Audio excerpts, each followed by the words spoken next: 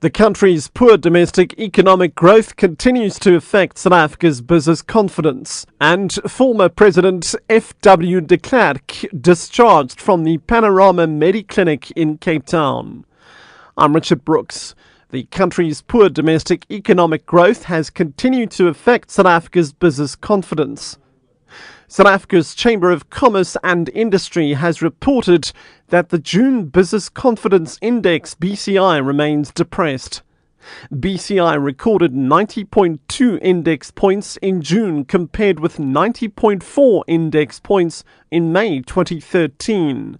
Saki says the June numbers also represent the lowest first half year average since the 86.3 index points recorded in 1999.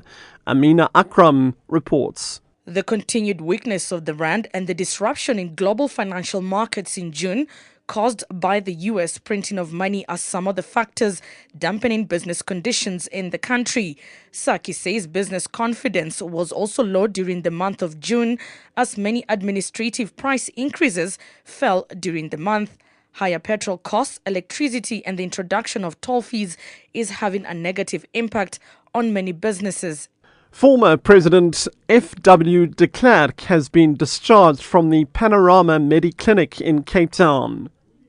The F.W. de Klerk Foundation says he was admitted yesterday and underwent a successful operation to install a pacemaker. Last week, the foundation said the 77-year-old former president had cut short a European holiday because of the failing health of 94-year-old former President Nelson Mandela.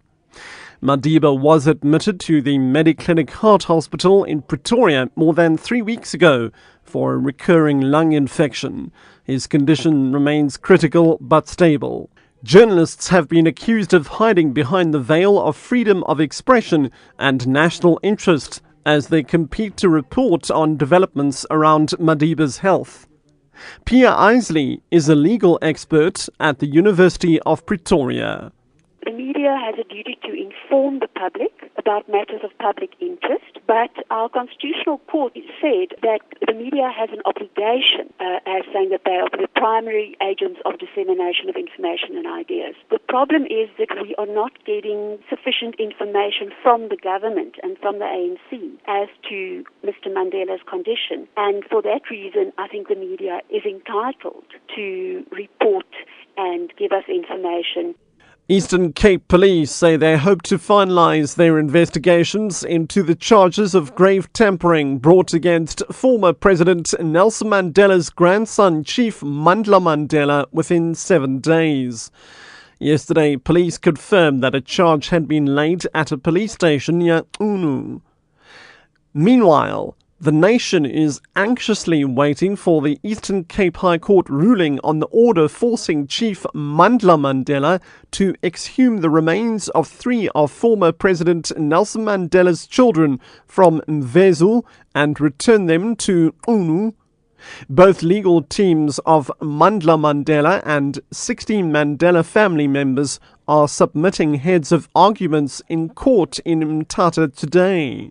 Nkululeko Nyambezi has more. The case arises from occurrences dating back 2 years, when in July 2011, Chief Mandla Mandela allegedly tampered with the graves of 3 Mandela family members. Their remains were exhumed in the Qunu cemetery and taken to Mvezo, Madiba's birthplace, where they were reburied. It's believed that the case against Mandla was opened by members of the Mandela family who are embroiled in court action in the Eastern Cape High Court in Mthatha at the present. Police spokesperson Lieutenant Colonel Mzukisi Fakela confirms the charge. We have given the case to the branch commander of BG to investigate the case, and after the finalization of the case should be taken to the SPP, that is Senior Public Prosecutor, for his decision. But we want to make sure that we do it within 7 days. For SABC News, I'm Nkululeko Nyembezi in Mthatha.